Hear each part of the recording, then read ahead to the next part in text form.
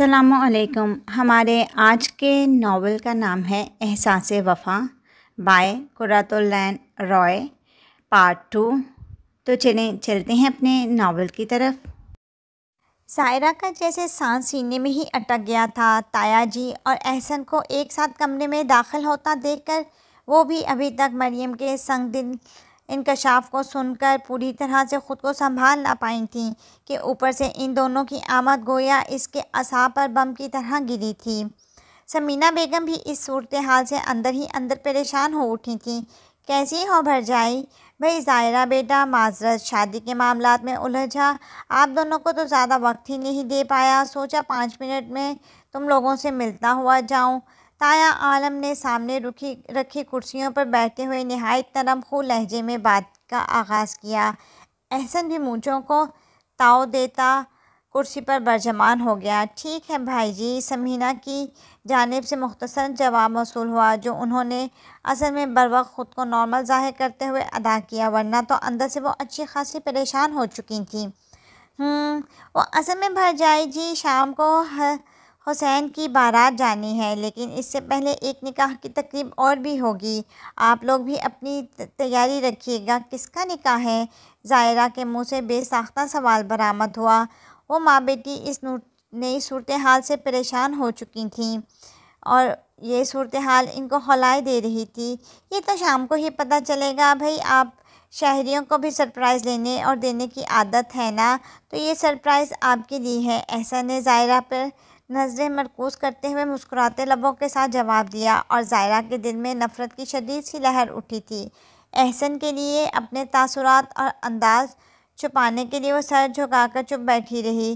بھائی جی، ہمیں ذرا بازار تک جانا ہے، ظاہرہ نے آج کے دن پہننے والے جوڑے گھر ہی بلائی ہے، اس لیے منہ بسوڑتے بیٹھی ہے کہ بارات پر کیا پہنے گی۔ ثمینہ نے جلدی سے کہا، بازار اس وقت بھرجائی؟ شہر تو بڑا دور ہے، جاتے جاتے کافی ٹائم ہو جائے گا، اور پھر نہیں، احسن نے بتایا تھا کہ اس گاؤں کے قریب ایک قصبہ ہے جہاں پر چھوٹا سا ایک بازار بھی ہے، ہم وہاں سے جلدی سے شاپنگ کر کے آ جائیں گے۔ اتنی دور سے میری بیٹی اس شادی میں شامل ہونے کے لیے آئی ہے، پہلی بار وہ گاؤں کی شادی اٹینڈ کر رہی ہے، بہت ارمان ہے اس کے، اور شادی کے موقع پر پہننے کے لیے نئے کپڑوں کا ہونا بہت ضروری ہے، ورنہ یہ ضد کی بڑی پکی ہے، مجھے کہہ رہی ہے نئے کپڑے نہ ہوئے تو بارات کے ساتھ نہیں جائے گی۔ اصل میں اس نے آج ہی اپنا بیگ کھول کر دیکھا تو آج والے کپڑے یہ لانا ہی بھول گئی تھی، جلدی میں پیکنگ کرتے ہوئے بھول گئی ہے، اب ضد کر رہی ہے کہ یہاں سے ہی بازار کا نیا جوڑا لے لے گی۔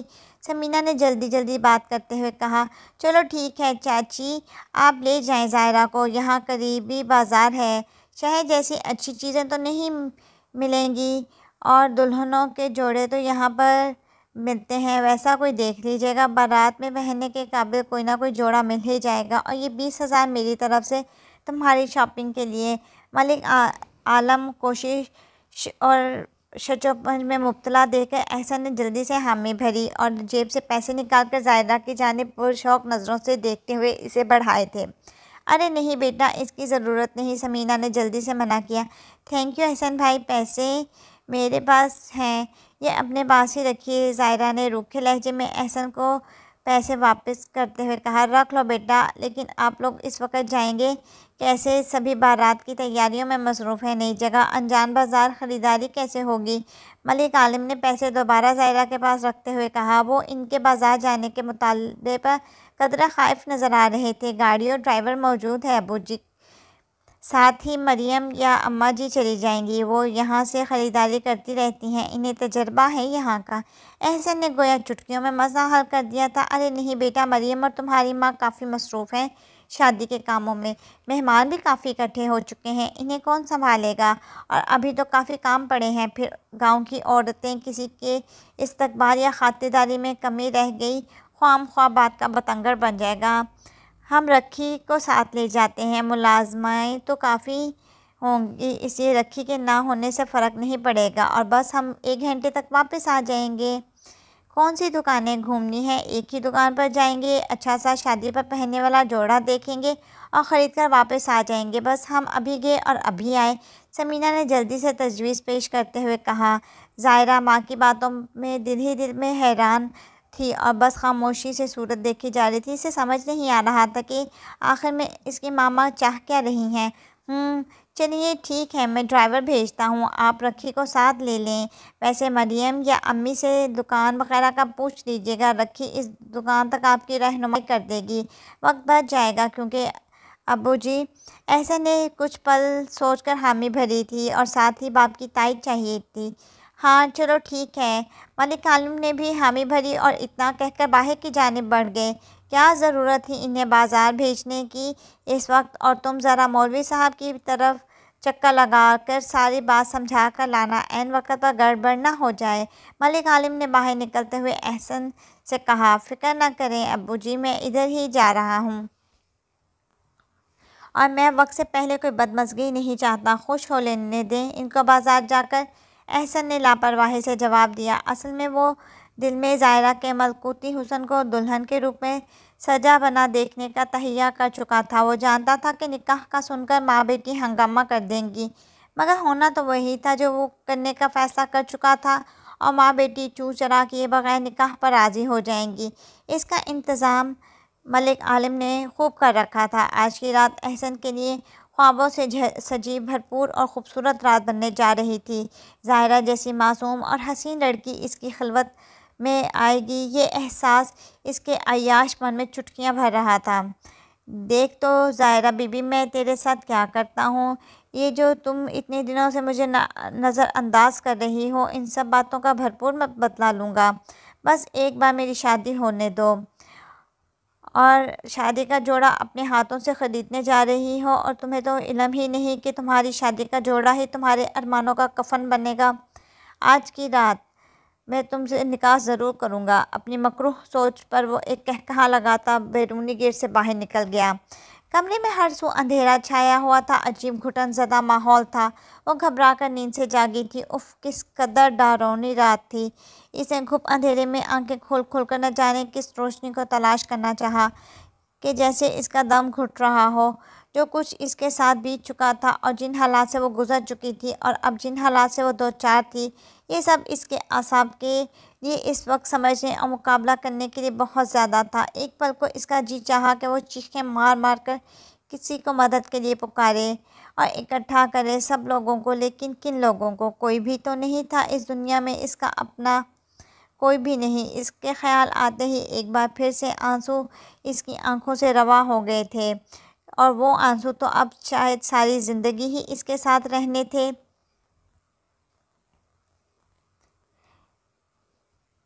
احسن ملک، میں تم کو کبھی معاف نہیں کروں گی، کبھی نہیں۔ اس دنیا میں حساب نہیں لے سکتی تو روز محشر کیسے بچو گے تم اس عذاب سے جو انصاف کرنے والا تم پر اتارے گا؟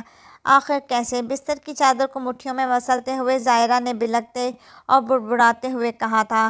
وہ اس وقت شدید ڈپریشن کا شکار تھی۔ کاش وہ ملک احسن کی بوٹی بوٹی نوچ سکتی، مگر ایک چیونٹی ظالم درندے کا شکار کیسے کر سکتی ہے؟ اوہ خدایا، تم نے مجھے اتنا کمزور کیوں بنایا؟ آخر کیوں؟ ماما، بابا، I promise I miss you. سر گھٹنوں میں دے کر وہ آخری الفاظ کی گردان کرتی پھر سے بلکنے لگی، پھر سے بکھرنے لگی، اور اسے سمیٹنے والا کوئی نہیں تھا، اور اس کی پیار کرنے والی ہستیاں بہت دور جا چکی تھیں، بہت دور۔ ڈاکٹر صاحبہ، کیا بات ہے جی؟ آج آپ کی طبیعت کچھ ٹھیک نہیں لگ رہی، آنکھیں بھی سرخ سرخ سی ہو رہی ہیں، کیا رات کو سوئی نہیں؟ کرسی پر خاموش اور کھوئی کھوئی سی ظاہرہ کو کتنی دیر سے یوں ہی بیٹھے دیکھ کر آخر پینوں سے رہا نہیں گیا، تو میز پر صفائی والا کپڑا مارتے ہوئے اس نے ہمدردانہ لہجے میں استفسار کیا۔ ہاں نہیں، بس ایسے ہی۔ ظاہرہ نے بوجھل لہجے کے ساتھ پینوں کو جیسے ٹالا تھا۔ اس وقت اس کا کسی سے بات کرنے اور سننے کا دل نہیں چاہ رہا تھا۔ رات کو ایک بار پھر وہ ماضی کی جن تلخ یادوں کے پرخار راستوں سے ہو کر حال میں پلٹی تھی، اس کے اثرات ابھی تک اس کے ذہن پر چھائے تھے۔ ڈاکٹر صاحبہ جی، وڈے چودھری رب نواز ملنے آئے ہیں جی آپ سے۔ فضلو نے پرجوش انداز میں اندر آ کر ظاہرہ کو مطلع کیا تھا۔ کیوں؟ مجھ سے کیوں؟ ظاہرہ نے اسی اکتائے اور بیزار سے لہجے میں پوچھا۔ وہ اس وقت گاؤں کے لوگوں کے خلاف ایک بار پھر سے دل میں شدید نفرت لیے ہوئے تھی، لیکن چھپانے پر مجبور تھی، اور یہی بے بسی اسے چڑچڑا بنا رہی تھی۔ ظاہرہ کے یوں تیکھے چتون کے ساتھ پوچھے گئے سوال پر فضلو اور پینو بس ایک دوسرے کو دیکھ کر ہی رہ گئے تھے۔ وہ اس لیے بیٹا جی کہ پہلے آپ کا شکریہ ادا کر سکوں اور پھر معذرت بھی، ایک دراز قد پروقار شخصیت کے حامل شخص نے کمرے میں داخل ہوتے ہوئے مسکرا کر جواب دیا تھا۔ یقیناً وہ چودھری رب نواز تھا۔ ظاہرہ بے ساختہ کرسی سے اٹھ کھڑی ہوئی اور بدتمیزی سے کیے گئے سوال پر دل میں جزبز ہوئی تھی۔ خیر یہ لوگ اسی قابل ہیں، تھوڑا سا اخلاق سے کیا پیش آ جاؤ، فوراً گردن پر ناخن دھر لیتے ہیں۔ اجٹ گنوار ظاہرہ نے دل میں غصے اور بدگمانی سے سوچا تھا اور خود اپنے رویے پر درست ثابت کرنے کی کوشش کی تھی، مگر دوسرے ہی پل اسے لگا جیسے آج پہلی بار وہ کسی سائبان کے نیچے آ گئی ہے۔ اتنے زور سے کڑکڑاتی دھوپ جو وہ ننگے سر کھڑی ہے، اچانک ایک پل کے لیے کوئی شفیق سا ابر اس کے دھوپ کے سامنے آ گیا ہے، اور یہ سب اس نے چودھری کا اپنے سر پر بڑوں کی طرح شفقت سے ہاتھ دھرتے ہوئے محسوس کیا تھا۔ اس کے بعد وہ میز کی دوسری جانب کرسی پر بیٹھ گئے تھے۔ فضلو، پینو کوئی چائے پانی کا انتظام کرو۔ سب سے پہلے مؤدب کھڑے فضلو اور پینو کو انہوں نے یوں مخاطب کرتے ہوئے کہا جیسے ظاہرہ اپنے میڈیکل سینٹر میں نہیں بلکہ چودھری رب نواز کے مہمان خانے پر بیٹھی ہو۔ ظاہرہ کو فضلو اور پینو کا یوں کمرے سے نکلے جانا اچھا نہ لگا تھا، اور وہ ایک بار پھر سامنے بیٹھی شخصیت کو بدگمانی کی نظر سے دیکھنے پر مجبور ہو گئی تھی۔ فضلو اور پینو چودھری کا اشارہ سمجھ کر فوراً اثبات میں سر ہلاتے ہوئے خاموشی سے کمرے سے باہر نکل گئے۔ اب کمرے میں صرف دو نفوس تھے، ظاہرہ اور چودھری رب نواز۔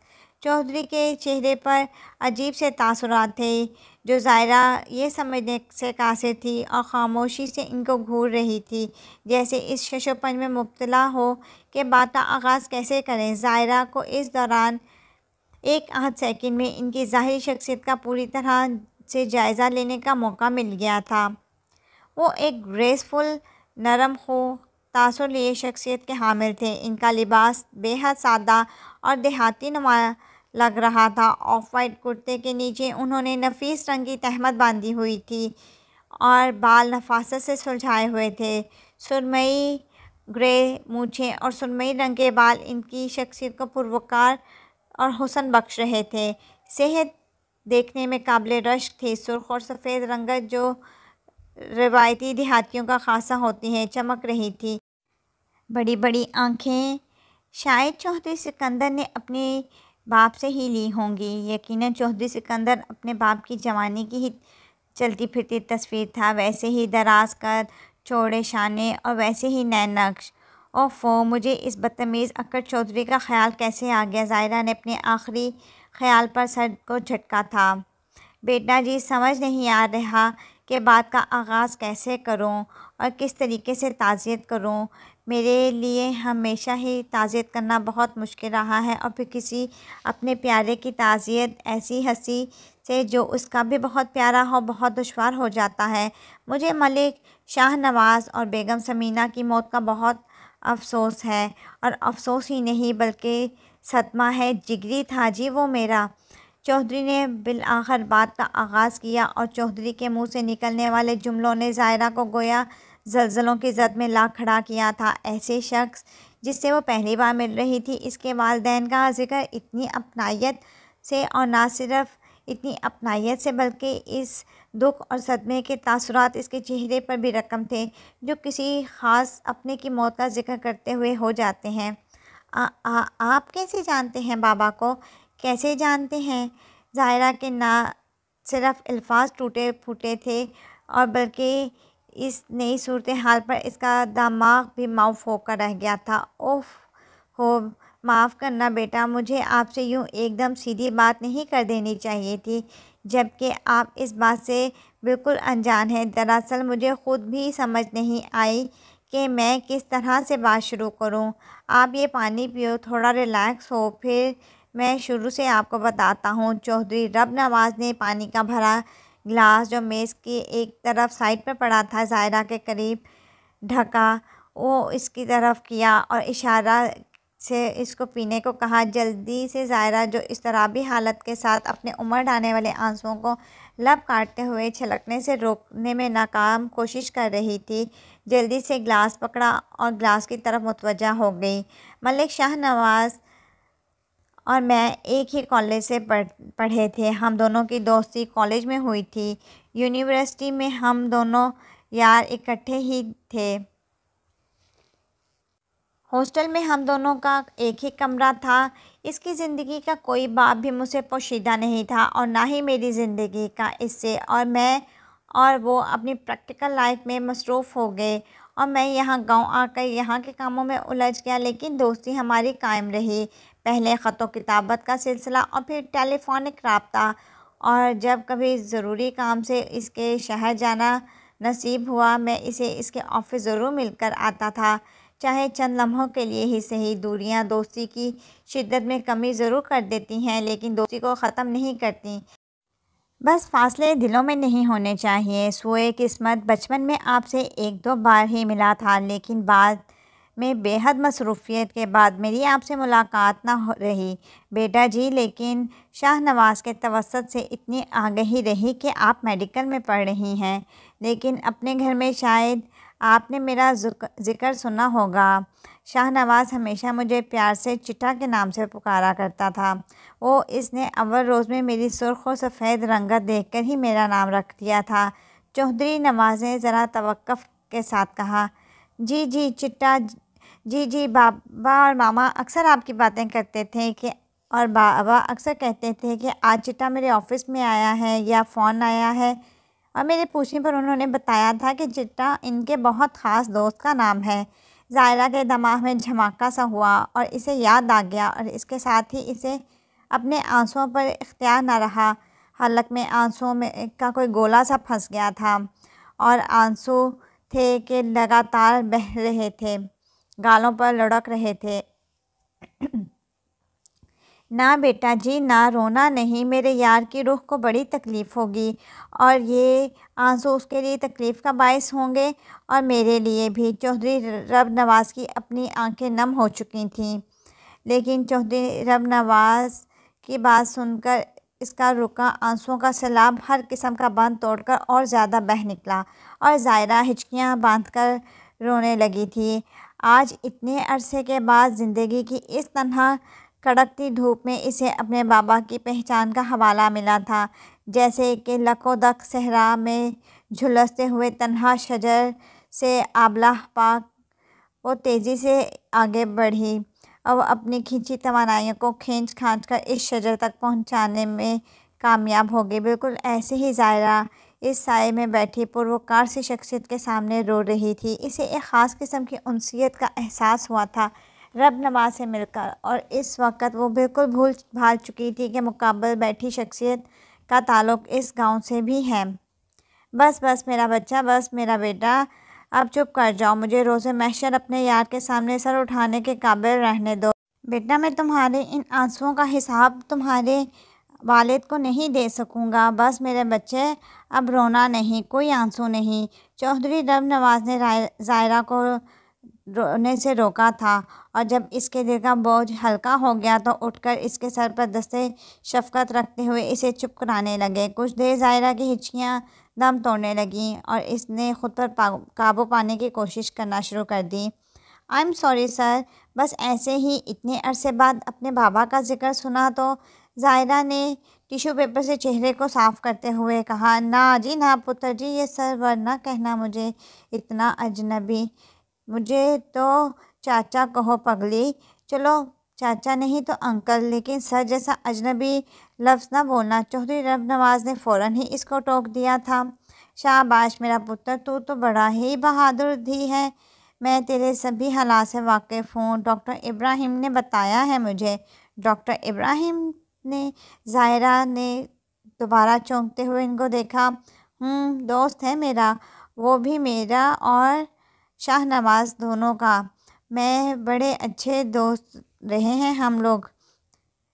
گویا کہ انہوں نے اطلاع دی تھی۔ ڈاکٹر ابراہیم نے مجھے بھی بتایا تھا، تب میں دبئی میں تھا، بڑا رویا تھا میں وہاں اپنے دوست کو یاد کر کے کہ میں تو اسے کندھا تک نہ دے سکا۔ بعد میں اس نے مجھے تمہارے حالات سے بھی آگاہ کر دیا تھا اور میں نے ہی اسے مشورہ دیا تھا کہ یہاں گاؤں میں تمہاری پوسٹنگ کروا لے۔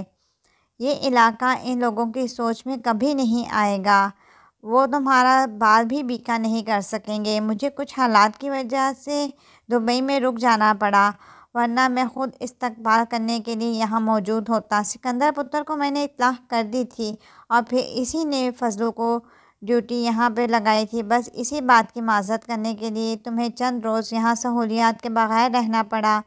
اب تم جلدی سے اپنا سامان پیک کرو اور میرے ساتھ حویلی چلو۔ تمہاری چاچی کب سے تمہارا انتظار کر رہی ہے، رب نواز نے تفصیل سے آگاہ کیا۔ نہیں انکل، میں یہیں پر ٹھیک ہوں۔ پلیز انکل، میری آپ سے درخواست ہے، میں یہاں پر ہی رہنا چاہتی ہوں۔ پلیز مجھے مجبور نہ کیجیے کہ میں وہاں پر رہوں۔ بے شک کہ میں وہاں اپنا ہی گھر سمجھ کے رہوں گی۔ آپ لوگوں کی محبت مجھے وہاں کبھی اجنبی محسوس نہیں ہونے دے گی۔ لیکن انکل، میں نے ان مشکل حالات میں خود کو مخالف حالات کے دھارے میں تیرنا شروع کر دیا ہے، زندگی کی ان تلخ حقیقتوں کا سامنا کرنا شروع کیا ہے۔ اس وقت کسی بھی تنکے کا سہارا مجھے ڈبو دے گا۔ پلیز انکل، میری بات کو سمجھنے کی کوشش کریں۔ چودھری رب نواز کے چہرے پر ظاہرہ کے منع کرنے پر بات منوانے کے جو تاثرات ابھرے تھے، ظاہرہ نے جلدی سے ہاتھ بڑھاتے ہوئے انہیں زائل کر دیا تھا۔ آپ اسے میری درخواست سمجھ لیں، خواہش سمجھ لیں۔ میں نے خود کو اس ماحول میں ایڈجسٹ کر لیا ہے۔ گو یہاں پر وہ شہری سہولیات موجود نہیں ہیں کہ جن کی میں عادی ہوں، لیکن مجھے اپنی زندگی کی اس جدوجہد کا آغاز یہیں سے کرنا ہے، اور آپ ہرگز نہیں چاہیں گے کہ آپ کے دوست ملک شاہ نواز کی بیٹی آغاز سے پہلے ہی ہار جائے۔ آپ کے تعارف سے اور آپ کے گاؤں میں ہونے سے مجھے کافی تقویت ملی ہے، ڈھارس ہو گئی ہے کہ میں اس اجنبی جگہ پر تنہا نہیں ہوں، اور میں اس ڈھارس کو ہی اپنا حوصلہ بنا کر آگے بڑھنا چاہتی ہوں، جو حویلی میں مقیم ہو کر ممکن نہیں۔ پلیز آپ ہمارے بیچ اس موضوع پر کوئی بات نہیں ہوگی، میری آپ سے منت ہے، اس نے بات کو سنبھالتے ہوئے کہا تھا۔ چودھری سکندر کا ذکر آتے ہی ظاہرہ اپنے خول میں سمٹ گئی تھی۔ اس کی موجودگی میں وہ حویلی میں جا کر رہنے کے بارے میں سوچ بھی نہیں سکتی تھی۔ سانپ کا ڈسا رسی کو بھی سانپ ہی سمجھ بیٹھتا ہے، اس میں کوئی شک نہیں۔ اس لیے ظاہرہ نے نرم لفظوں کا انتخاب کرتے ہوئے حویلی میں سکونت اختیار کرنے سے صاف انکار کر دیا تھا۔ باپ کی طرح ہی ضدی ہو اور اسی طرح سے مجھے اپنی باتوں سے خاموش کروا لیا کرتا تھا۔ وہ بھی مجھے اپنی باتوں سے جیتنے نہیں دیتا تھا۔ جیسے تمہاری مرضی، گو کہ مجھے تمہارے فیصلے سے معاف ہے، تمہارے فیصلے سے، لیکن میں تم پر دباؤ نہیں ڈالوں گا۔ فضلو میرا خاص آدمی ہے، وہ یہیں پر رہے گا، اور تمہیں کسی بھی چیز کی ضرورت ہو بلا جھجک مجھے کہنا۔ بس اسی شرط پر میں تمہاری ضد مانوں گا۔ وعدہ کرو کہ تمہیں تکلیف ہوگی تو کوئی بھی تکلف سے کام نہیں لوگی، اپنا حق سمجھ کر مانگو گی۔ کہو ایک بیٹی کا حق۔ رب نواز نے گویا ہار مانتے ہوئے کہا تھا۔ ضد نہیں انکل، درخواست ہے، اور میں وعدہ کرتی ہوں کہ مجھے کسی بھی چیز کی ضرورت ہوگی تو میں فوراً آپ سے کہوں گی۔ تھینک یو انکل، آپ نے میری بات مان کر میرا مان رکھ لیا، ظاہرہ نے دھیمی سی مسکراہٹ سے جواب دیا۔ تھینک یو تو بیٹا جی ہمیں آپ کا ادا کرنا ہے۔ اس روز سکندر کو بروقت طبی امداد دے کر آپ نے بڑا احسان کیا تھا جی، ہم پر آپ کی چچی بھی منتظر ہیں گھر پر، وہ بھی ساتھ ہی آتی شکریہ ادا کرنے کے لیے بھی اور ساتھ لے جانے کے لیے بھی، مگر سکندر ماں کو دیکھ کر بالکل چھوٹا سا بچہ بن بیٹھا ہے، ماں کو ایک پل کے لیے بھی خود سے دور ہونے نہیں دے رہا، خوب ناز اٹھوا رہا ہے۔ رب نواز نے بھی مسکراتے ہوئے کہا۔ اب ماحول بارش کے بعد نکھرا نکھرا آسمان کی طرح صاف اور شفاف نظر آ رہا تھا۔ آپ کا بھائی دبئی سے مجھے فضلو نے بتایا تھا کہ بڑے چودھری یہاں موجود نہیں ہیں، ظاہرہ نے سکندر کے ذکر کو نظر انداز کرتے ہوئے پوچھا۔ کل شام کو بس آتے ہی اتھرے گھوڑے کو قابو کر رہا تھا، اسے فوراً تمہاری طرف نہیں آ سکا۔ بس اب تم جلدی کرو، تمہاری چچی منتظر ہیں تمہاری۔ ایک بار پھر چودھری سکندر کا ذکر کر کے رب نواز نے ظاہرہ کا موڈ خراب کر دیا تھا، جو اس نے ظاہر نہیں ہونے دیا تھا۔ میں آؤں گی انکل جی، اب تو یہیں ہوں، ملاقات بھی ہوتی رہے گی۔ ظاہرہ نے سکندر کی وجہ سے رب نواز کو ٹالنا چاہا۔ وہ اس بدتمیز کا سامنا کرنے کو ہرگز تیار نہیں تھی۔ ارے نہیں بیٹا جی، کیوں مجھے ہائی کمان کے سامنے مروانا ہے؟ تمہیں لینے آیا ہوں، تمہاری چچی تمہاری آمد پر خاص اہتمام کیے بیٹھی ہیں۔ ملازموں کی تو شامت آئی ہوئی ہے، شہری لڑکی ہیں، شہری کھانے اپنی نگرانی میں پکوا رہی ہیں۔ ابھی آپ میرے ساتھ چلو، پھر واپس آ جانا، اور پھر سکندر کا چیک اپ بھی کر لینا۔ کل سے ہل جل کر کے کافی بد احتیاطی کیے بیٹھا ہے، بخار بھی ہو چکا ہے اسے، اور شام کو خون بھی رس رہا تھا۔ رب نواز نے اٹھتے ہوئے ظاہرہ کو جواب دیا، اور ظاہرہ کو ان کے خلوص کے آگے ہار ماننا پڑی۔ چاروں ناچار اٹھنا پڑا۔ وہ سکندر کے چیک اپ کے خیال سے ہی بات کو ٹال رہی تھی، اور وہی ہو کر رہی، لیکن اب انکار کرنے کی پوزیشن میں نہیں تھی۔ اب اگر اس نے اپنی جارحانہ سوچ سمیت کوئی بدتمیزی کی تو انکل آنٹی کے سامنے کھری کھری سنا دوں گی، ظاہرہ نے دل میں ٹھانی تھی، اور ہینڈ بیگ لے کر رب نواز کے پیچھے باہر کھڑی پراڈو کے جانب بڑھ گئی تھی۔ فضلو، پیچھے اس کا میڈیسن کا باکس بھی لے آنا۔ مؤدب انداز میں گاڑی میں رکھ کر فضلو ایک جانب کو کھڑا ہو گیا۔ رب نواز کے اشارے پہ ڈرائیور نے گاڑی حویلی کے راستے پر بڑھا دی۔ یہ ظاہرہ کا گاؤں کو پہلی بار دیکھنے کا اتفاق تھا۔ ارد گرد کے منظر کو دیکھتے ہوئے وہ ایک بار پھر ماضی کے سفر میں نکل پڑی تھی۔ ایسی ہی ایک گاڑی میں وہ اپنی ماں کے ساتھ، ڈرائیور اور رکھی نامی ملازمہ کے ساتھ محو سفر تھی، اپنی جان بچانے کے لیے۔ مما، یہ آپ کیا کہہ رہی ہیں؟ ایسی سچویشن میں بازار اور شاپنگ؟ ظاہرہ نے پھٹ سے ہینڈ بیگ میں ضروری چیزیں بھرتے ہوئے سمینہ کو ناسمجھی کے انداز میں مخاطب کرتے ہوئے کہا۔ بس یہی واحد موقع ہے ہمارے پاس یہاں سے رہائی حاصل کرنے کا، ورنہ شام تک تو یہ لوگ اپنے منصوبوں میں کامیاب ہو جائیں گے اور ہم کچھ بھی نہیں کر سکیں گے۔ ہمیں ان درندے نما انسانوں سے خود کو بچانا ہے، اور بچاؤ گی یہی ایک صورت ہے۔ بس اللہ سے دعا ہے کہ وہ ہمیں کامیاب کرے۔ بس تم اپنا ہینڈ بیگ لو، اور بیگ ہم ساتھ نہیں لے جا سکتے، انہیں شک ہو جائے گا، اور باہر اپنے تاثرات نارمل رکھنا، بس یہی شو کرنا کہ شاپنگ کرنے جا رہے ہیں۔ مریم نے بڑی اچھی ترکیب بتائی ہے، چلو اٹھو جلدی کرو، ہم ان کے شک کرنے سے پہلے یہاں سے نکل جانا چاہیے۔ سمینہ بیگم نے ظاہرہ کے قریب آ کر بے حد آہستہ لہجے میں اپنے خیال سے آگاہ کیا۔ جی ٹھیک ہے، مگر ماما وہ ملازمہ رکھی وغیرہ؟ ظاہرہ نے جلدی سے اٹھتے ہوئے پھر پوچھا۔ اوہو، چھوڑو ان لوگوں کو، ان باتوں کو، بس یہاں سے نکل جائیں، سنبھال لوں گی میں رکھی وکھی کو بھی، جلدی کرو۔ اب کی بار سمینہ قدرے جھنجھلائے ہوئے لہجے میں بولی تھیں، اور پھر واقعی اصل میں تو اس حویلی سے نکلنا ہی ایک اہم کام تھا جو قدرت نے ان کے لیے آسان کر دیا تھا۔ دکان پر رکھی کو ڈوش دینا ہرگز دشوار ثابت نہ ہوا۔ سمینہ بیگم نے کچھ کپڑے خرید کر شاپنگ بیگز میں رکھی کے حوالے کیے کہ وہ ڈھیر سارے بیگز گاڑی میں رکھائے، اور پھر باقی کی شاپنگ آسانی سے کرنے میں مدد کرے۔ اتنی دیر میں وہ دکان ہی پر بیٹھ کر ان کا انتظار کرتی رہے گی۔ ملازمہ کو تو مالک کی بات ماننی ہوتی ہے، سو سر ہلا کر سارے شاپنگ بیگز لے کر گاڑی کی جانب بڑھ گئی، جو رش کی بنا پر قدرے فاصلے پر کھڑی تھی۔ ڈرائیور وہاں پہ ہی بیٹھا تھا، اور یہی سنہری موقع تھا ظاہرہ اور سمینہ بیگم کے پاس یہاں سے فرار حاصل کرنے کا۔ انہوں نے ایسا ہی کیا۔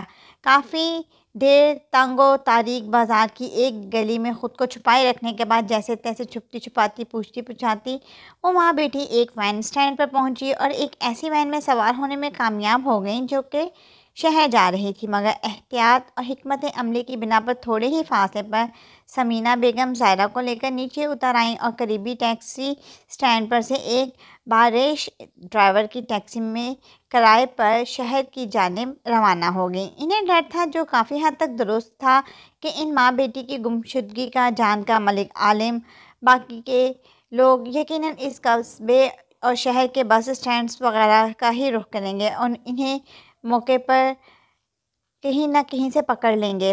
سارے وقت ظاہرہ کا حلق خشک رہا، اور دل کی دھڑکن خوف سے بے ترتیب، لیکن خدا کا شکر تھا کہ اللہ نے انہیں بحفاظت ان کے گھر تک پہنچا دیا۔ سمینہ نے گھر آتے ہی سب سے پہلے سیل فون پر ملک شہروز سے رابطہ کیا اور اب کسی بھی وہ غفلت کی متحمل نہیں ہو سکتی تھیں جنہیں اپنا سمجھ کر انہوں نے یقین کیا وہ ایک آج محض جائیداد کی خاطر ان ماں بیٹی کی زندگی کو تباہ کرنے چلے تھے۔ اور پھر فون پر جب اس کی شادی ہو جاتی، مگر انہوں نے وکیل کو اس وصیت کو پوشیدہ رکھنے کا بھی حکم دیا تھا۔ وہ تو 4 مہینے قبل جب وکیل صاحب کو ہارٹ اٹیک ہوا تو انہوں نے ملک عالم کو آ کر وصیت کے بارے میں بتایا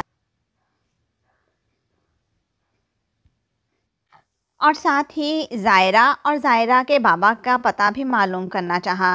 چونکہ وکیل اور ملک عالم کی الیک سلیک تھی، لہٰذا وکیل صاحب ان کی ظاہری شخصیت کی وجہ سے کسی قسم کا کوئی خطرہ محسوس نہ ہوا، اور پھر ملک عالم کے والد نے بھی وصیت کے وقت کسی قسم کے اندیشوں کا اظہار نہیں کیا۔ بس وہ اس وصیت کو پوشیدہ رکھنا چاہتے تھے بی بی جان کی وجہ سے، کہ کہیں وہ اس وصیت کی عمل درآمد میں کوئی رخنہ نہ پیدا کر دیں۔ بی بی جان نہ رہیں تو پھر کیسا خطرہ باقی؟ سب کو ان کے حصے کے 2 مربع مل چکے تھے۔ ملک عالم کو جب وصیت کا علم ہوا تو ان کے شاطر اور چال باز ذہن نے فوراً ترکیب سوچ لی۔ اس وقت احسن کی شادی اور حسین کی منگنی اپنے ہی ہم پلہ خاندانوں میں کی جا چکی تھی۔ ویسے بھی ان کو علم تھا کہ زائرہ کے بابا، جو کہ شہر میں ناز و نعیم میں پلی بڑھی لکھی تھی، ان کے گنوار لڑکوں کے ساتھ نہیں شادی کریں گے۔ وہ تو خود اس ماحول سے گھبرا کر شہر چلے گئے تھے، کہاں پہ اپنی بیٹی کو یہاں پر بھیجیں گے شادی کر کے۔ ویسے بھی احسن کی یا حسین کی منگنی توڑنا اتنا آسان نہیں تھا، بیٹھے بٹھائے اپنے ہم پلہ خاندانوں کے ساتھ دشمنی کون مول لیتا ہے؟ لہٰذا بہت سوچ بچار کے بعد ان کے ذہن میں یہ شاطر ترکیب آئی کہ حسین کی شادی کا بہانہ بنا کر ملک شہروز کو ان کی فیملی کو گاؤں لایا جائے۔ جس روز حسین کی شادی یا بارات ہو، روانگی سے قبل ایک کمرے میں نہایت خفیہ طور پر احسن کا نکاح زائرہ سے پڑھا دیا جائے، اور پھر بعد میں زائرہ جس شادی کے فوراً بعد جائیداد ان کے نام ہو جائے گی، تمام زمین احسن کے نام کر دے۔ طلاق کے بدلے میں وہ یہ سب اسی وقت ہو جائے گا۔ یہ تو ملک عالم نے ملک شاہ نواز کے سامنے شرط رکھی تبھی کہ مگر قدرت نے اس کا کام بے حد آسان کر ڈالا، اور گاؤں میں صرف زائرہ اور اس کی ماما شادی میں شریک ہونے آئے، اور ملک شاہ نواز شہر سے دور ہی نہیں بلکہ ملک سے بھی دور چلا گیا۔ اب کام اور بھی آسان ہو گیا تھا۔ ملک شاہ نواز کو کسی بھی ضرورت ہی نہ پڑی کہ ان کو یہ سمجھاتا بجھاتا یا کسی بھی طریقے کا خوف زدہ کرتا۔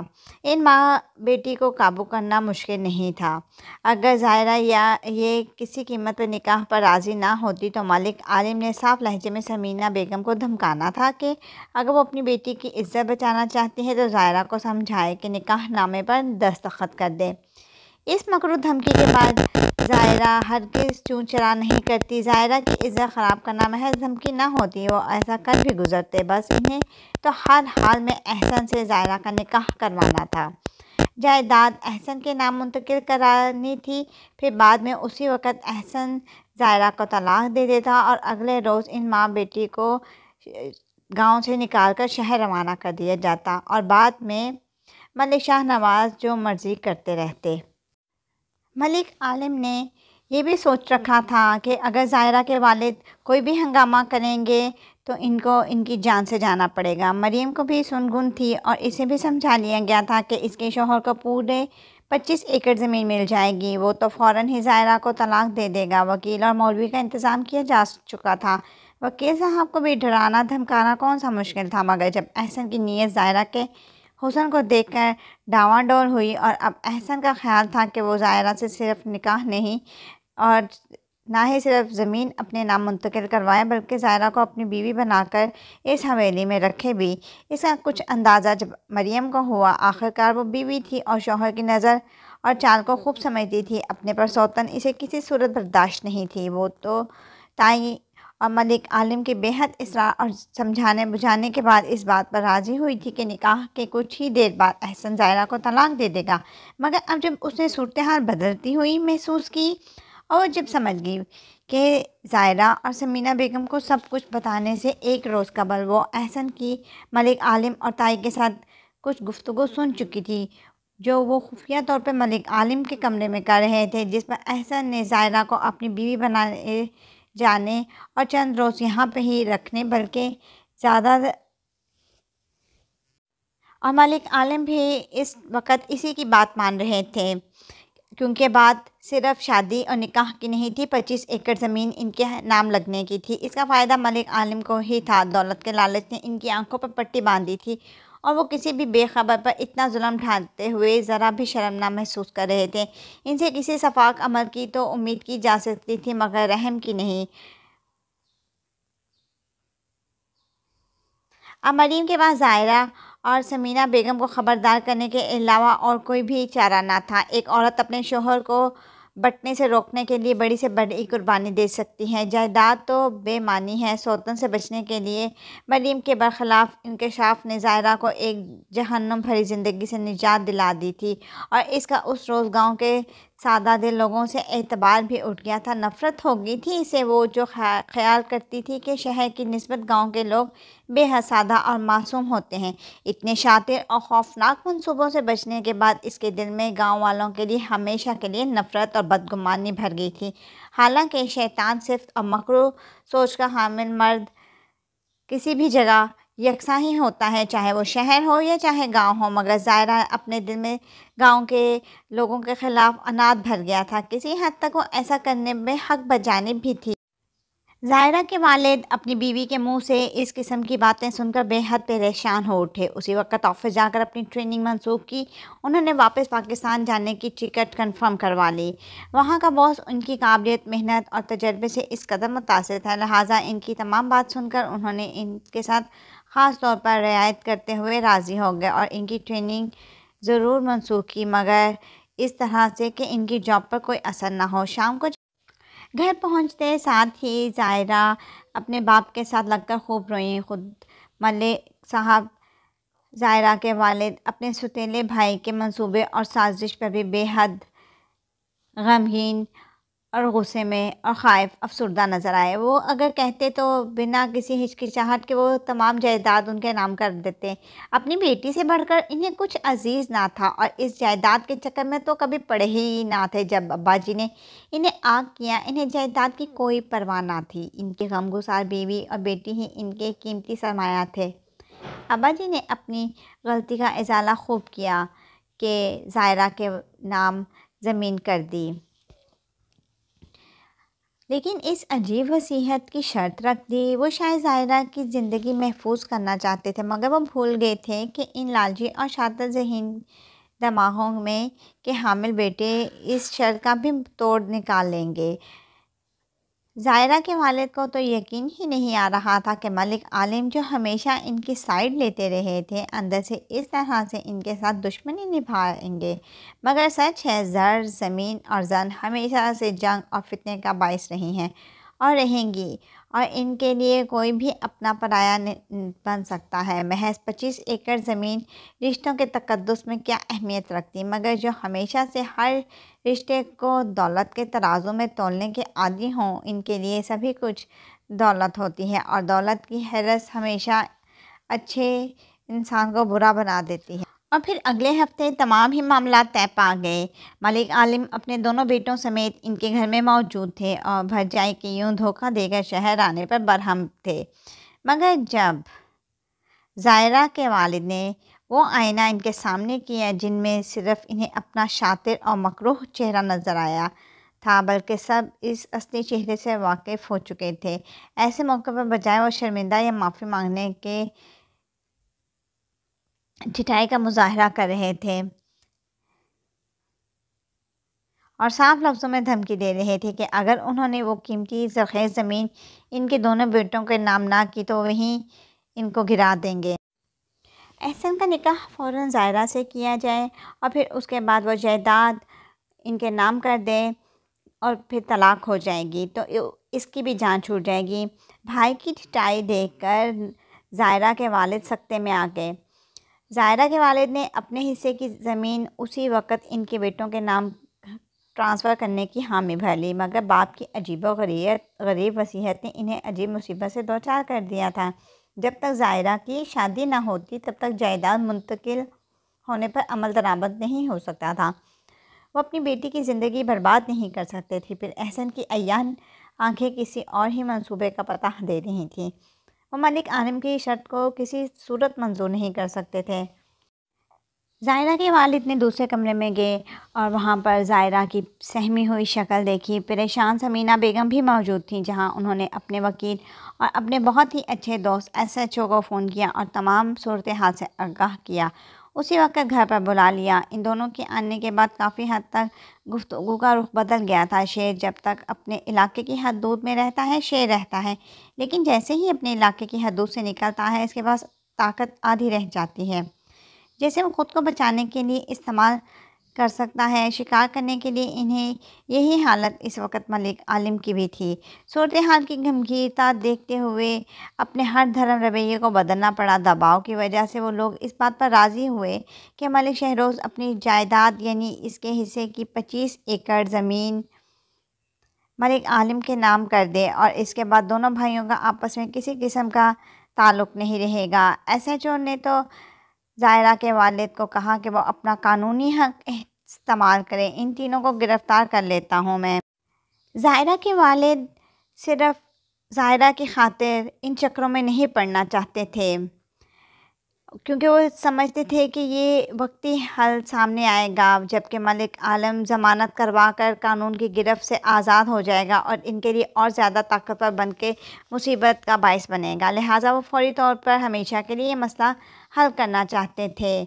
ملک عالم کو بھی زائرہ کے والد کی یہ شرط قبول تھی کہ وہ زائرہ کے نام ہونے والی جائیداد کو بھول جائے اور اسے اپنے نام منتقل کرنے کی ہر قسم کی سازش سے دستبردار ہو جائے تو اپنی جائیداد میں سے وہ ابھی اس کے نام کر دیں گے۔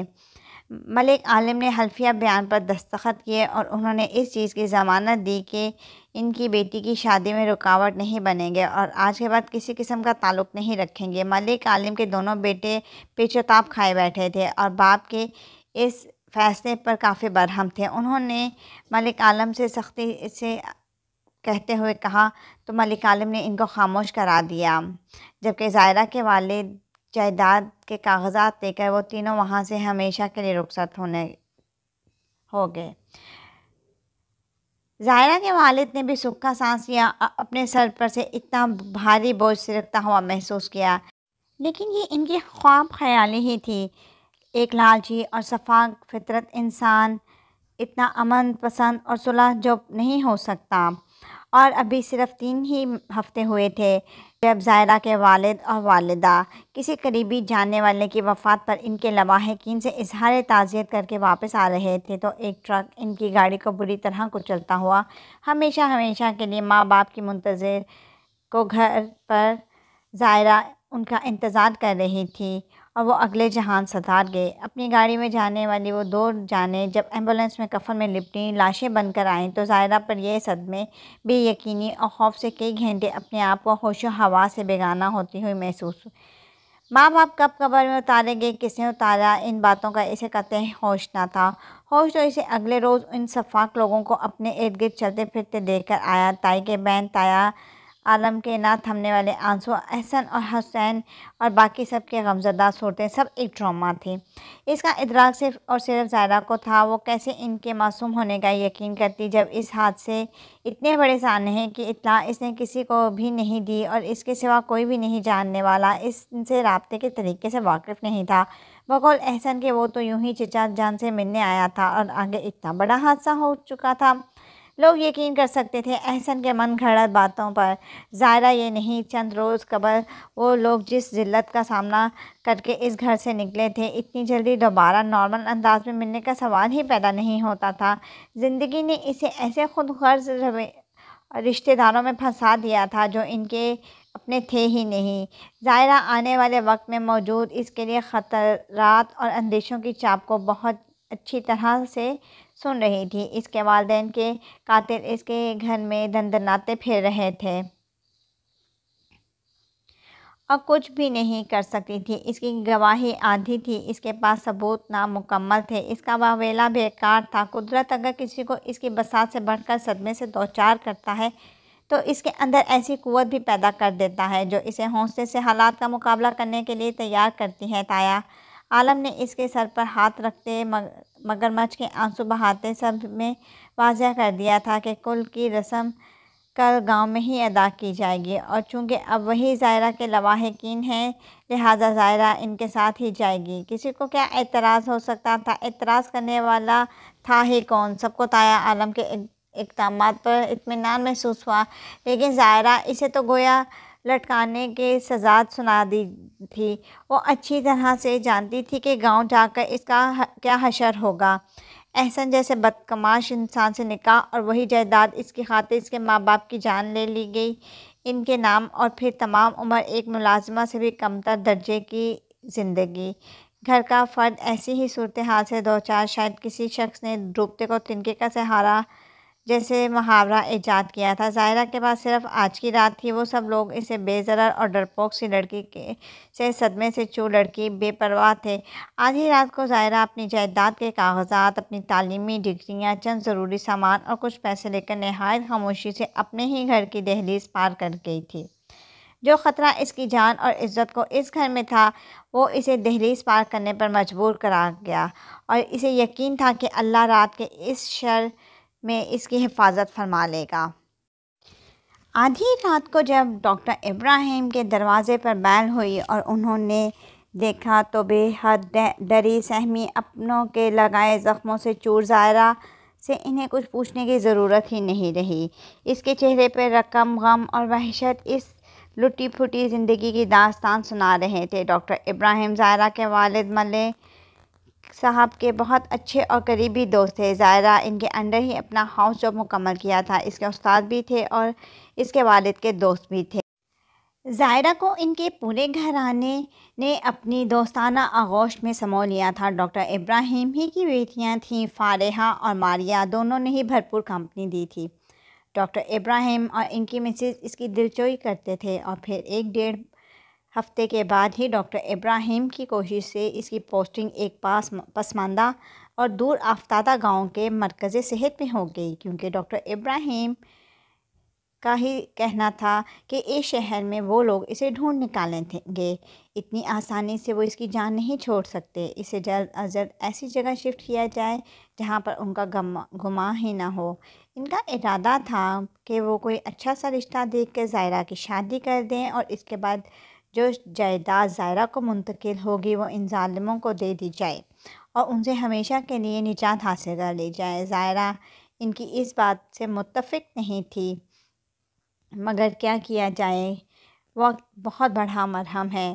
اور ایک دن ڈاکٹر ابراہیم نے اسے فون کر کے بتایا کہ ان کے آفس کی نگرانی ہو رہی ہے، انہیں شک ہے کہ آنے جانے والے لوگوں پر نظر رکھی جا رہی ہے، لہٰذا اسے گاؤں تک ہی خود کو محدود رکھنا چاہیے اور شہری حدود میں آنے سے پرہیز کرنا چاہیے۔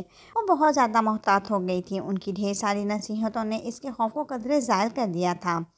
اب اسے یہیں گاؤں میں رہنا تھا، جس جگہ سے وہ نفرت کرتی تھی اور جہاں کے لوگوں سے وہ متنفر ہو چکی تھی، ویسے ہی ملتے جلتے لوگوں میں رہنا تھا، اور یہ اس کے لیے بہت زیادہ تکلیف کا باعث تھا۔ لیکن قدرت بھی نہ جانے اسے کون سے امتحانات سے دوچار رکھنا چاہتی تھی، نہ جانے کیا سبق سکھانا دینا چاہتی تھی، اور پھر چودھری رب نواز سے ملاقات شاید اس سے دوبارہ زندگی کی طرف لانا چاہ رہی تھی۔ گاڑی ایک جھٹکے سے ایک پرشکوہ اور دل فریب سی عمارت کے سامنے رکی۔ گاڑی اندر داخل ہوئی۔ زائرہ نے پیچھے کا دروازہ کھولا اور نیچے اتری۔ آؤ بیٹا جی۔ رب نواز زائرہ کی رہنمائی کرتے ہوئے آگے بڑھے۔ حویلی باہر اور اندر سے بہت ہی خوبصورت تھی، خاص طور پر وسیع لان، نہ جانے کون کون سے پھلوں اور پھولوں کی سجاوٹ کی گئی تھی۔ رنگ برنگے پھولوں کی بہار امڈی ہوئی تھی۔ لان کے وسط میں سنگ مرمر کا فوارہ دلکش جھپ دکھا رہا تھا۔ دیواروں کے ساتھ پھلدار درخت گرمیوں میں ٹھنڈک کا احساس بخش رہے تھے۔ ایک عجیب سا دل فریب سا فرحت کا احساس ہو رہا تھا۔ اس حویلی میں آ کر کہیں سے بھی نہیں لگ رہا تھا کہ یہ حویلی کسی پسماندہ گاؤں کا حصہ ہے۔ خاصی آرٹسٹک سوچ سے تعمیر کردہ حویلی تھی۔ زینی چودھرانی جی کہاں ہیں بھائی؟ چودھری نے وسیع و عریض لاؤنج میں داخل ہو کر اپنے بائیں جانب رخ موڑے آواز دیتے ہوئے کہا، اور زائرہ لاؤنج میں آ کر بھی چونکے بنا نہ رہ سکی۔ سادہ سجاوٹ لاؤنج کو عجیب سی خوبصورتی دے رہی تھی۔ اصل میں لاؤنج وہ جگہ تھی جہاں پر عمارت کا بقیہ تمام حصہ اٹیچ تھا۔ ایک طرف سے چھت سے ڈھکا صحن نما لاؤنج نئی اور پرانی عمارت کا امتزاج تھا۔ جہاں پر چھت موجود تھی وہاں کے حصے کو چینیوٹی فرنیچر سے آراستہ کیا گیا تھا۔ ٹی وی ٹرالی بھی رکھا، بہت بڑا ٹی وی، اور جہاں پر صحن تھا جو قدرے فاصلے پر موجود تھا وہاں پر رنگین پائیوں والی 2 چارپائیاں، اس طرح کا فرنیچر موجود تھا۔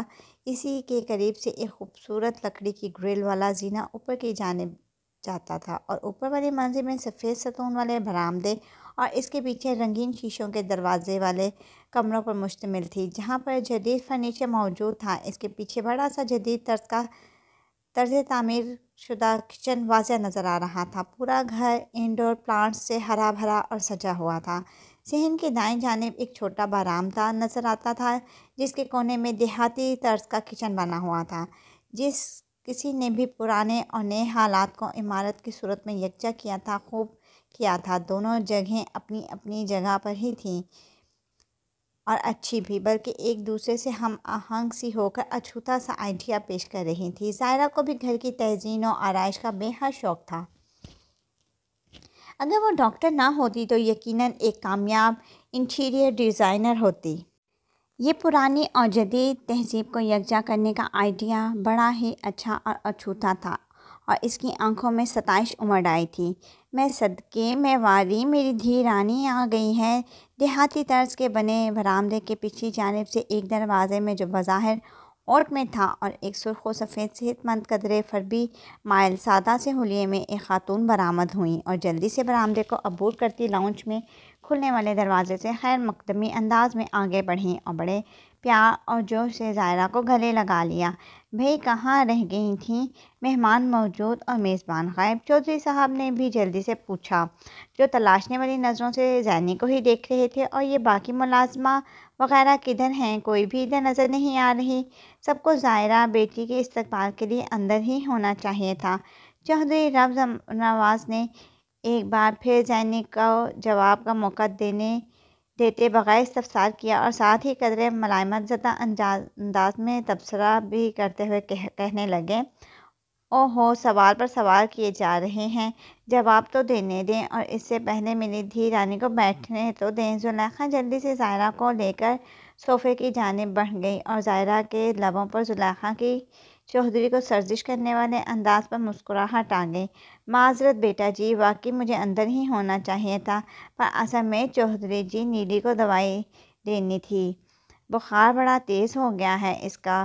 ڈاکٹر آیا ہے ابھی، اور آپ تو جانتے ہیں سکندر کے سوا کسی سے دوائی نہیں لیتی، بڑی اڑی کرتی ہے۔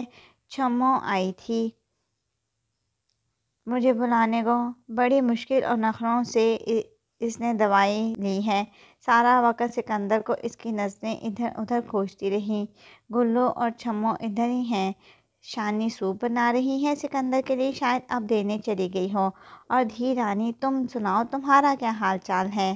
زلیخا نے ایک ہی سانس میں چودھری رب نواز کے تمام سوالات کا جواب دیا اور خاموش گفتگو سنتی زائرہ سے آخر میں حال چال دریافت کر لیا۔ یہ نیلی کون ہے جو ان سے سب کی اتنی لاڈلی ہے؟ زائرہ نے سوچا۔ جی میں بالکل ٹھیک ہوں، اخلاقاً زائرہ نے جواب دیا۔ اتنی بڑی ہو گئی ہے نیلی، پر سکندر کے بغیر نہیں رہتی، اتنے دن سے اس کے پاس بھی نہیں گیا، اداس ہو گئی ہوگی۔ مجھے تو لگتا ہے تاپ بخار بھی اسی وجہ سے ہو گیا ہے، اور سکندر کو تو ابھی پتہ نہیں نیلی کی بیماری کا، وگرنہ کسی بھی چیز کی پرواہ کیے بغیر چلا جاتا اس کے پاس اپنی لاڈو بیگم کے نخرے اٹھانے۔ چودھری رب نواز نے بھی ایک صوفے پر ٹکتے ہوئے تبصرہ کیا اور ساتھ ہی زلیخا سے پوچھا۔ زائرہ کو نیلی نامی ذات سے دلچسپی اور تجسس محسوس ہونے لگا تھا، اور نہ جانے یہ موصوفہ ہیں کون جو پورا گھر رانا ہی اس کے لیے اس قدر پریشان ہے، اور تو اور سکندر صاحب تو کوئی خاص ہی رشتہ لگتا ہے ان صاحبہ سے۔ زائرہ نے دل میں سوچا اور دونوں کی پریشانی کا خیال کرتے ہوئے یوں ہی ہمدردی سے زلیخا سے کہا، کیا بیماری ہے نیلی صاحبہ کو؟ میں بھی ڈاکٹر ہوں، آپ کہیں تو میں اسے چیک کر لیتی ہوں۔ زائرہ کے اس جملے پر دونوں ہی میاں بیوی بے ساختہ ہنستے ہوئے ایک دوسرے کو دیکھنے لگے اور یوں زائرہ کی طرف چہرہ کرتے ہوئے کہنے لگے، زائرہ پتر، نیلی کسی محترمہ اور خاتون کا نام نہیں بلکہ بھینس کا نام ہے۔ ساہیوال سے خاص طور پر اعلیٰ نسل کی بھینس لے کر آیا تھا سکندر۔ خود اس وقت وہ چھوٹی سی بچھڑی تھی، سکندر نے بہت دلار اور خیال سے پالا ہے، اسی سے بہت مانوس ہے، نخریلی بھی بڑی ہے، دن میں ایک بار باڑے کا چکر نہ لگا لے سکندر تو چارہ کھاتی ہی نہیں ہے۔ موسمی بخار ہے اسے، ڈنگر ڈاکٹر، میرا مطلب ہے ویٹنری ڈاکٹر آیا تھا اس کا چیک اپ کرنے کے لیے۔ یو ڈونٹ وری بیٹا جی۔ چودھری رب نواز نے ہنستے ہوئے زائرہ کی غلط فہمی دور کی اور زائرہ یہ اصل صورتحال جان کر مزید جھیپ گئی۔ آئے ہائے، آتے ہی باتیں شروع ہو گئیں۔ زائرہ بیٹا، مجھے بڑا افسوس ہوا جان کر تمہارے ساتھ جو سانحہ گزرا۔ بیٹا بس اتنا ہی کہوں گی کہ اللہ کو صبر کرنے والے لوگ بڑے عزیز ہوتے ہیں، اور بیٹا وقت کے ساتھ ساتھ صبر تو آ ہی جاتا ہے، پر صبر کرنا اور بات ہے، تم صبر کرنا سیکھو، اللہ ہر مشکل آسان کر دے گا۔ زلیخا نے مکمل طور پر زائرہ کی جانب متوجہ ہوتے ہوئے اور اس کے ہاتھ کو اپنے ہاتھ میں لیتے ہوئے نرمی سے سہلاتے ہوئے کہا، زائرہ کو اس سادہ دیہاتی سے حلیے والی خاتون سے اتنی گہری بات اور اس انداز میں ادا کرنے کی توقع نہیں تھی۔ وہ حیرت سے بس انہیں دیکھتی ہی رہ گئی۔ باقی باتیں بعد میں ہوں گی، میرا بیٹا مجھے یہ بتائے کہ کھانا پہلے کھایا جائے یا تم سکندر سے پہلے ملو گی؟ اس کا چیک اپ اچھی طریقے سے کرنا، جس مہارت سے تم نے اس روز ناکافی سامان کے باوجود اس کو ٹریٹمنٹ کی فضلو نے تفصیل سے مجھے بتایا۔ مجھے تو تمہارے پر یقین ہے، تمہارا علاج بہت ہی اچھا ہے، انشاءاللہ اس کے زخم بھی جلد ہی بھر جائیں گے۔ زلیخا بیگم کے منہ سے اتنی صاف لہجے میں اردو سن کر زائرہ کو پھر سے حیرت ہوئی۔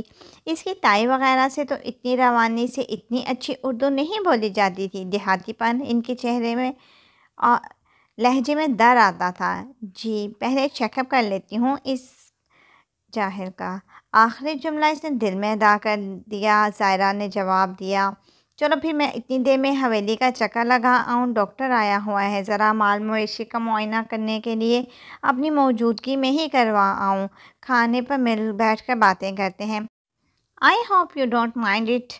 چودھری رب نواز نے صوفے سے اٹھتے ہوئے اپنے ارادے سے دونوں کو آگاہ کیا اور آخری جملہ خاص طور پر زائرہ کے لیے ادا کیا۔ آف کورس ناٹ، زائرہ نے جھٹ جواب دیا، اور وہ ان دونوں میاں بیوی کی دیہاتی سادہ حلیے اور انداز گفتگو کو سمجھ ہی نہیں پا رہی تھی۔ جس طرح گھر جدید اور پرانے طرز کا بنا اور سجایا گیا تھا، مکین بھی ویسے ہی تھے۔ ارے مائنڈ کیوں کرے گی، مہمان تھوڑی ہیں یہاں پر، اس کا اپنا ہی گھر ہے، جیسے چاہے اٹھے بیٹھے۔ زلیخا نے جلدی سے جواب دیا، آپ نے زائرہ کے رہنے کے لیے کمرہ سیٹ کروا دیا؟ چودھری صاحب نے کچھ یاد آنے پر یکدم پوچھا۔ نہیں ابھی نہیں، میں نے کہا خود آ کر اپنی مرضی کا کمرہ منتخب کرے، پھر میں اس کی پسند سے سیٹ کروا دوں گی، چھمو یا شانی سے کہہ کر زلیخا نے نفی میں سر ہلاتے ہوئے جواب دیا، چلیں یہ اچھا کیا، اس کی ضرورت نہیں، اور کیوں کا جواب میں خود ہی کھانے پر آ کر آپ کو دوں گا، چودھری رب نواز نے کہا، اور بیگم کے چہرے پر سوالیہ تاثرات کو ابھرتے دیکھ کر جھٹ اگلا جملہ ادا کیا، چلیں ٹھیک ہے، اور زائرہ آؤ بیٹا سکندر پتر کے کمرے میں چلتے ہیں۔ چودھری اسی جانب بڑھ گئے جس جانب زلیخا کی آمد ہوئی تھی۔ اس وقت داخلی دروازے سے کوئی 4-5 خواتین برآمد ہوئیں، حلیے سے دیہاتی اور قدرے غریب گھرانے کی نمائندہ نظر آتی تھیں۔ زلیخا ان کو دیکھ کر ان کے استقبال کے لیے جلدی سے آگے بڑھیں، بسم اللہ بسم اللہ، جی آیاں نو، بی بی جی کیا حال ہے تہاڈا؟ ایک بوڑھی سفید چادر میں لپٹی خاتون سے گلے ملتے ہوئے احتراماً زلیخا نے پوچھا، اور انہی دیہاتی طرز کے سجے پوشن کی جانب لے کر بوڑھی خاتون کے ساتھ زائرہ کو بھی ادھر آنے کا اشارہ کیا۔ سب خواتین بچھی ہوئی چارپائیوں پر بیٹھ گئیں۔ زلیخا اور زائرہ دیہاتی ٹچ کی ان رنگین پایوں والی کرسیوں پر ٹک گئیں۔ سکندر پتر کا پتہ چلا تھا، دل پریشان ہو گیا تھا۔ آج ہی وظیفہ پورا کر کے اٹھی تھی، بہو نے بتایا۔ اسی وقت سوچا خیر خبر لے آؤں، یہ سب بھی خیر خبر لینے کے لیے آئی ہیں، اسی معمر خاتون نے جواب دیا اور زائرہ کی طرف دیکھتے ہوئے کہا، یہ زائرہ ہے، ڈاکٹر زائرہ، یہ ہمارے گاؤں میں ڈاکٹر بن کر آئی ہے، چودھری صاحب کے شہری دوست کی بیٹی ہے۔ اور زائرہ یہ نور بی بی ہیں، پورے گاؤں کی نور بی بی، گاؤں کے بچوں کو سپارہ پڑھاتی ہیں۔ میرے سکندر نے بھی انہی سے سپارہ پڑھا تھا، اور یہ ان کی بیٹی اور یہ ان کی بہو ہیں، اور یہ خواتین کچھ ان کی رشتہ دار ہیں۔ زلیخا نے دونوں فریقین کے درمیان تعارف کا مرحلہ سر انجام دیا۔ السلام علیکم، زائرہ نے جلدی سے دوبارہ سلام کیا۔ وعلیکم السلام، جیتی رہو بیٹی، تمہارے آنے کی خبر ہو گئی تھی گاؤں میں، اللہ تمہارا بھلا کرے۔ اب گاؤں کی عورتوں کو تمہاری موجودگی سے بڑی آسانی اور حوصلہ رہے گا، آہستہ آہستہ مریض بھی آنا شروع ہو جائیں گے۔ نور بی بی نے شفقت سے سلام کا جواب دیتے ہوئے کہا، زائرہ پتر، آپ ایسا کرو کہ اوپر سکندر کے کمرے میں چلے جاؤ، یہ سیڑھیاں چڑھ کر دائیں جانب کونے میں جو کمرہ ہے وہی اس کا ہے، شانی بھی سوپ دینے گئی ہے، سکندر کو کمرے وغیرہ کی صفائی کر رہی ہوگی، اسے اپنے ساتھ ہی نیچے لیتی آنا، لسی پانی کا انتظام کریں پرونوں کے لیے، مہمانوں کے لیے۔ یہ کم وقت گھٹنے کا درد، میں تو ایک بار سیڑھی چڑھ لوں تو جلدی سے نیچے نہیں اتر سکتی، جاؤ شاباش، تم اوپر جاؤ، میں مہمانوں کو لسی دے دوں۔ شانی اس وقت صفائی میں مگن ہوگی، سکندر نے اس کے نوک میں دم کیا ہوگا، اپنی موجودگی میں رگڑ رگڑ کر صفائی کروا رہا ہوگا۔ زلیخا نے زائرہ کو جھجکتے دیکھ کر زائرہ سے کہا، اور چاروں نہ چار زائرہ میڈیکل باکس اٹھائے سیڑھیوں کی جانب بڑھ گئی۔ زائرہ کو اوپر آ کر اپنے دائیں جانب کونے میں بنے کمرے کو تلاش کرنے میں قطعی دقت نہ ہوئی، اور وہ دبریز قالین میں دھیرے دھیرے قدم اٹھاتی کمرے کی جانب بڑھ رہی تھی۔ جیسے ہی اس نے دروازہ کھولنے کے لیے دروازے کے لاک پر ہاتھ رکھا، ہلکا سا نیم باؤ دروازہ ایک دم پوری طرح کھل گیا۔ زائرہ اپنے سامنے کھڑی ہستی کو دیکھ کر ٹھٹک گئی، یہی حالت سامنے والی ہستی کی بھی تھی۔ آنسو سے لبریز چہرہ، بالوں کی لٹیں نکلی ہوئی ملکہ حلیہ اور سب سے بڑھ کر دوپٹے سے بے نیاز سراپا، دونوں کو ہی توقع نہ تھی کہ ایسی صورتحال کا اچانک سامنا ہو جائے گا۔ یہ لے جاؤ، سخت لہجے میں ادا کیے گئے جملے پر دونوں ہی متوجہ ہوئیں۔ آواز کے تعاقب میں زائرہ کی نظریں بیڈ روم کے وسط میں گئیں، جہاں سکندر ہاتھ میں پیلے رنگ کا دوپٹہ لیے کھڑا تھا۔ پلیز میرے چینل کو لائک، شیئر، سبسکرائب کریں، اور اگر آپ کوئی اور ناول سننا چاہتے ہیں تو کمنٹ سیکشن میں مینشن کر دیں۔ Thank you.